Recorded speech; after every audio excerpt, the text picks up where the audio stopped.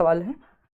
Statement A ध्यान से पढ़िएगा इसको, और statement B, development is a qualitative and quantitative change in the organism. विकास जीव में गुणात्मक और मात्रात्मक परिवर्तन है। यानी डेवलपमेंट स्ट्रक्चरल एंड फंक्शनल दोनों हो सकता है। यानी आपकी बॉडी के स्ट्रक्चर में, संरचना में परिवर्तन, वो भी विकास का हिस्सा है जिसको वृद्धि कहते हैं।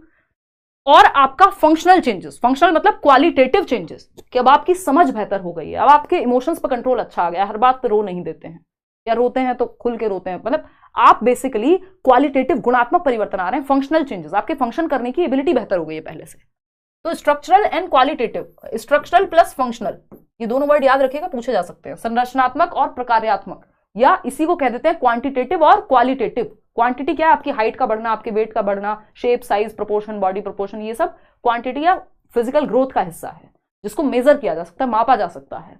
वहीं क्वालिटी की अगर हम बात करें तो क्वालिटी में सब कुछ मापना संभव नहीं है। आपकी समझ कितनी बढ़ गई है, 250 ग्राम समझ पिछले 1 हफ्ते से बढ़ गई, ये नहीं कह पाएंगे आप, है ना। तो ये क्या है? ये ट्रू है, क्योंकि दोनों ही डेवलपमेंट में दोनों आ जाते हैं, क्योंकि डेवलपमेंट का ही पार्ट है ग्रोथ। तो क्वांटिटेटिव चेंज जो ग्रोथ को दर्शाते हैं वो भी डेवलपमेंट का पार्ट हो गई, और क्वालिटी तो हो ही गई। अगर सिर्फ एक लिखा हो तो आप क्वालिटी चूज करेंगे डेवलपमेंट के लिए। स्टेटमेंट बी क्या है? Development of any organism includes growth, capability, maturation and interaction with an environment. ये बात भी सही है कि भाई क्वालिटेटिव और क्वांटिटेटिव दोनों चेंजेस डेवलपमेंट है, सही बात है। मात्रात्मक और गुणात्मक परिवर्तन विकास का हिस्सा है। किसी भी जीव के विकास में वृद्धि भी होती है, उसकी क्षमता भी है, मैच्योरिटी भी है, पर्यावरण के साथ बातचीत नहीं है, यहाँ पे अंतःक्रिया होगी, ये ट्रांसलेशन की मिस्टेक है, ठीक है ना, क्योंकि मेजरली क्वेश्चन जो है इंग्लिश में फॉर्म किए जाते हैं। तो अगर हम यहाँ पे देखें तो ए ऑप्शन यानी statement A is correct and statement B is substantial to the statement A, यानी ए सही और कथन बी ए के लिए पर्याप्त है। उसी क्वेश्चन को थोड़े दूसरे तरीके से पूछ लिया गया, असर्शन और रीजनिंग वाले क्वेश्चन को, ठीक है जी।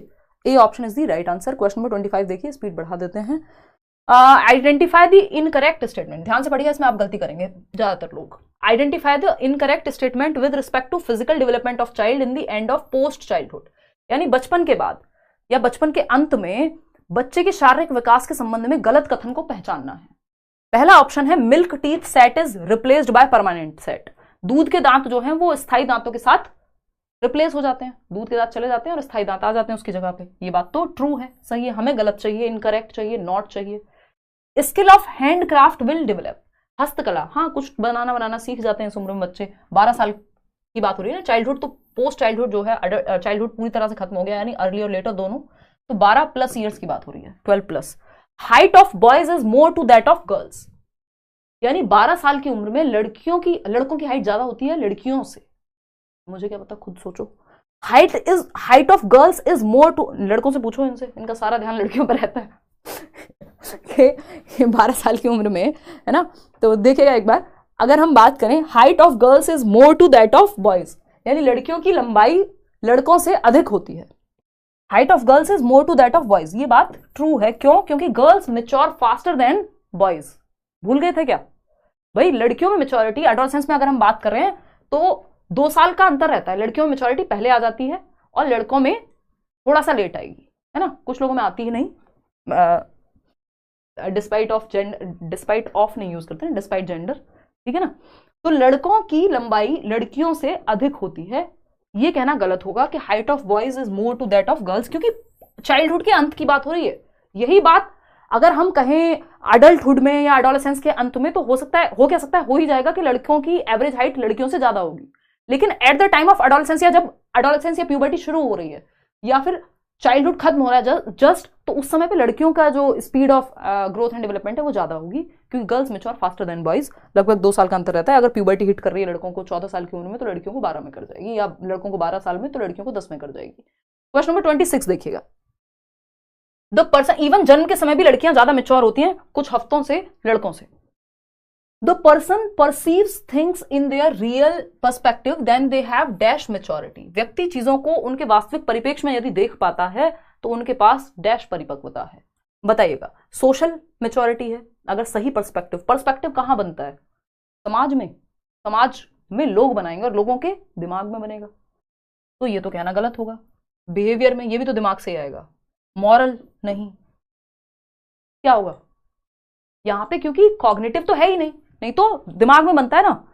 पर्सपेक्टिव कहां बनेगा, या अगर हम कहें परसेप्शन भी कहां क्रिएट होगा? एक जो परिप्रेक्ष्य हम बनाते हैं वो अपने ब्रेन में बनाते हैं। लेकिन यहाँ पे हमारे पास ऑप्शन एक ही है और ब्रेन और इमोशंस एक साथ जुड़े हुए हैं। अब क्योंकि यहाँ पे पूछा क्या है उस पर समझते हैं थोड़ा सा। The person perceives things in their real perspective, कि आप परसीव कर पाते हैं चीजों को उसके वास्तविक रूप में। कोई कह रहा है अरे बहुत बहुत ही बढ़िया है मैम, आप तो ये, आप तो वो, है ना, ये दुनिया भर की बातें, आपको कोई मक्खन लगा रहा है और आप ये रियल पर्सपेक्टिव में समझ नहीं पा रहे हैं कि सामने वाले का आपसे काम क्या है। क्योंकि बहुत कम लोग होंगे जिनको सच में आपसे फर्क पड़ता होगा, अदरवाइज मतलब की दुनिया कहते हैं हम, ठीक है ना। तो और शायद ज्यादातर लोग हम भी वैसे ही हैं, वॉट एवर।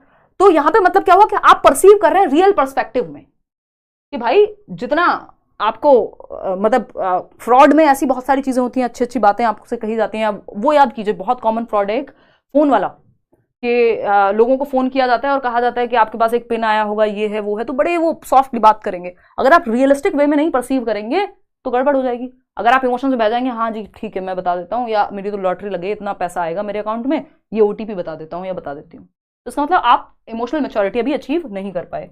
तो भावनात्मक परिपक्वता आपके अंदर है यदि आप सही वास्तविकता देख पा रहे हैं किसी चीज की, ठीक है ना। चलिएगा, खैर आगे बढ़ते हैं।